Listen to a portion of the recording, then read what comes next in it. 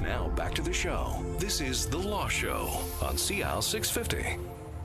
Welcome back to the program. Sterling Fox with you, joined in studio by a couple of immigration lawyers, Gordon Maynard and Rudy Kisher from the Vancouver law firm Maynard Kisher Stoychevic, immigration and citizenship lawyers in studio, talking, about all of the changes to immigration law. We're only a matter of, 18 days into a whole set of new changes in a very, very complicated area of government activity to begin with.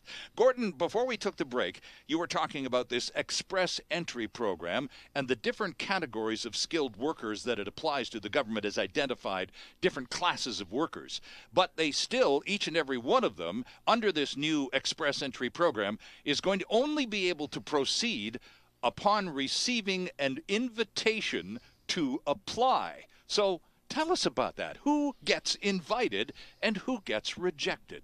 Yeah, that's the essential element of the express entry. Imagine a swimming pool. Okay. All right.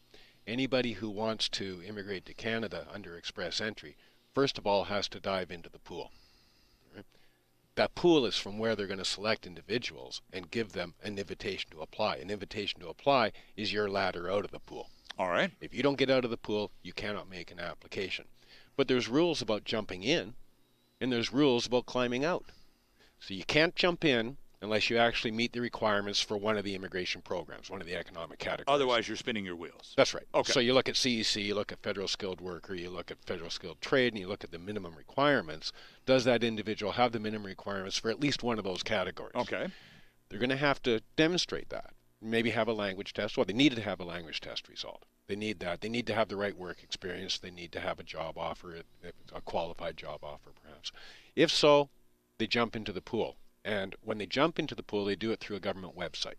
And the government website has this magic computer in the background that looks at it and says, yes, you are eligible to jump into the pool. Now you're in the pool. Now, to get out of the pool, the government has to give you an invitation to apply, and they have a separate set of rules about who gets the invitation to apply. Okay, let me stop you for just a sec. The whole business of even just getting into the blinking pool in the first place, and you've got to qualify under one of three categories, et cetera, et cetera. Typically, Gordon, how long would the process of even being eligible to be invited take?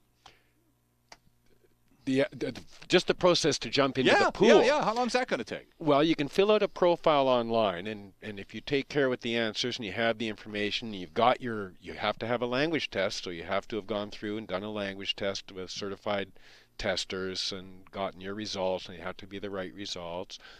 You're supposed to also have obtained your police certificates, because if you do get an invitation to apply, you only have a short time in which to do so, and you don't have time to lollygag getting your police certificate. So you need to have your background checks you need to do your homework first. Okay. But the actual process of jumping into the pool, you can do that in an afternoon when you're ready.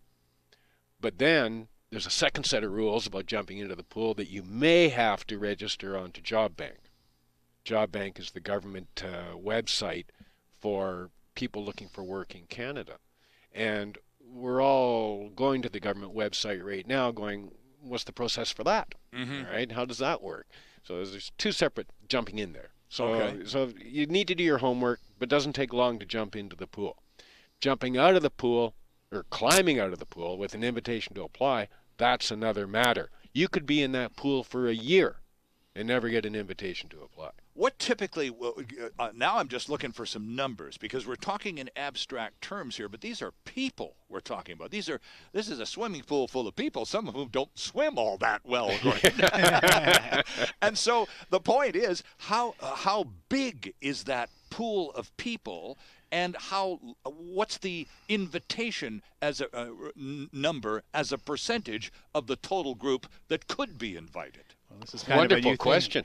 Well, this is going to be the interesting, part, because I think what we've seen in the past, is the government has underestimated the amount of demand to come to Canada, the amount of people that are interested, that will be putting up what we call a profile to get hoping to get what's called the ITA, the invitation. So they'll be all over the website and putting their ducks in a row. Well, the number that we just heard, the program is less than 3 weeks old, old, and we've heard of 10,000 applications of people trying to get a profile. In less than 3 weeks. People trying to jump into the pool. Yeah, yeah. So the program we only immigrate Canada about 250,000 people a year. Right. Only of that, of the 250,000, just over half of those are economic class immigrants. So you're looking at a total intake of 120,000 people, 130,000 people.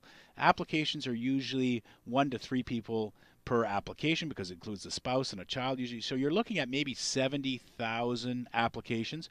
They've already had 10,000 people trying to get a profile on. In 3 weeks, less than 3 weeks. So I think their computer system better be ready for the onslaught of applications that are going to come from people sitting in their living rooms all over, places where we have a high immigration from, the Philippines, China, India. Sure. And trying to say, well, this is open now. Let me see if I fit. And it takes, like Gordon said, an afternoon to fill out. And I think they're going to see a lot of people. Well, I've got a degree. I speak English. Maybe I qualify, trying to get into that pool. But 2/3 of the people who have tried to jump in have been rejected out. Right. You don't meet our criteria for jumping into the pool. Now that you're into the pool, how do you get out? And what they've done is they've concocted what's called the comprehensive ranking score. Now, this is entirely new. Is this the point system you were referring to earlier? No, it's a new point system. Oh, boy. Okay. A different point system that operates just for the purposes of the pool.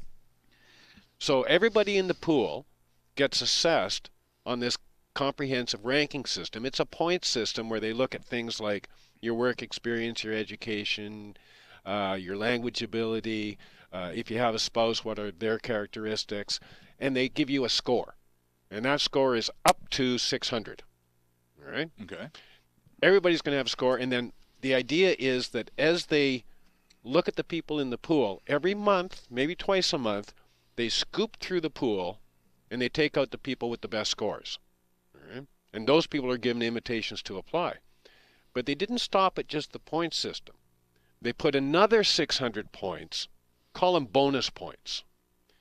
If you have a qualifying offer of employment from a Canadian employer. Okay. Okay? Mm-hmm. Or a provincial nomination. But let's stick with the offer of employment from a Canadian employer. It has to be an offer of employment that's supported by a labor market opinion, what they now call an LMIA. And that's the piece of paper that's been in the news so much over the last 2 years. That's where an employer says, I want to hire a foreign worker, and this is the program that the government says has been abused and is taking jobs away from Canadians. They give 600 points if you have a labor market opinion supporting your offer of employment. So if you're in that pool and you don't have it, you're limited to 600 points. If you're in the pool and you've got your human factors plus the LMIA or the LMO, now you've got 1,200 points. Now you're going to get scooped. That's pretty much a gimme then, isn't it? It's pretty much a gimme. And so what? High score plus high bonus. The government says they're not changing the criteria for selection, but by golly, if you want to receive an invitation to apply, it sure looks like you want an LMIA or LMO. Mm-hmm. Mm-hmm. Labor market immigration application or labor market opinion. It used to be called a labor market opinion. Right. In June, they changed the name to Labor Market Impact Assessment. Impact Assessment. LMO okay. is just so much easier to say. That one. There's a lot of jargon surrounding Nice the immigration. try. Well, thank you. So, Rudy, if you're in that pool and you're reasonably well qualified, but you don't maybe have all the stars for all the bonus points, but you represent a low risk, a good case for certainly Canadian work visa, let alone any kind of future citizenship process stuff. But you miss the big scoop. Do you lose? Do you just flat out lose? Is there any kind of appeal, or you just it's like the green card system in the States? You either get one or you lose, and good luck again next year. Well, yeah, you're sitting in the pool for a year, and there might be 12 scoops that year that come in and see who's qualified or who they want to take, maybe 24 scoops, and at the end of that year, you're going to get flushed out. I mean, a big part, and I think Gordon and myself, we both started our practice in doing what we call judicial reviews. So where officers had made a decision that you don't qualify, so we're not going to approve your application. We would take those cases so that there was some sort of judicial oversight in terms of what the officer was doing, and take a look and said, well, actually this wasn't done procedurally fairly, or this was unreasonable looking at the decision. We would be able to at least to get a second sober look at that, and the applicant would feel like they had at least had a fair shot, and that they're, if they had a grievance, it would be heard. Under this new system, how are we going to be able to do that? Because it's going to be based on the ranking of the other thousands of people in the pool. Sure. So we're going to have to go through and say, well, we don't know how they rank those other people or what information they put in. We're not going to have, a privy to that. So it's going to be interesting for us in terms of how do we launch a complaint if we feel our client should have been chosen. We have to take a look at what was the ranking system that day, who else applied for that 12-month period. Is there still going to be some kind of recourse, some kind of appeal? None at all, huh? No. Wow. There's no recourse. So it's all very arbitrary. It's not even an application. When you jump into the pool, it's an expression of interest. It's your profile. It's not an application until you get the invitation to apply, and then you submit the application within 60 days of that. Now you've got an application in, and that application will be processed or not processed, and you'll have a chance to challenge that. But the invitation to apply, that's a completely different animal. So if you look at it, before the government, basically, you were making one application. This express entry now is almost 3 different applications, right? So it's the express entry. The name in itself is incredibly misleading because it suggests quickly accomplished tasks. We would never accuse the Harper government of being misleading. No, we would never do that. Or even any government in general. Right, of course. We'll take a quick break here. We're talking immigration law, and I take great consolation this morning, friends, from a remark by one of our lawyer guests in studio, Rudy Kisher, moments ago said, this is pretty confusing for us lawyers, too. I take that. I'm warmed by that because you guys are working at this. This is your profession, and if it's confusing to you, imagine how it impacts the rest of us. We'll attempt to sort even more of the new changes to Canada's immigration process after this quick timeout. There's more of the show still ahead. This is The Law Show on CL 650.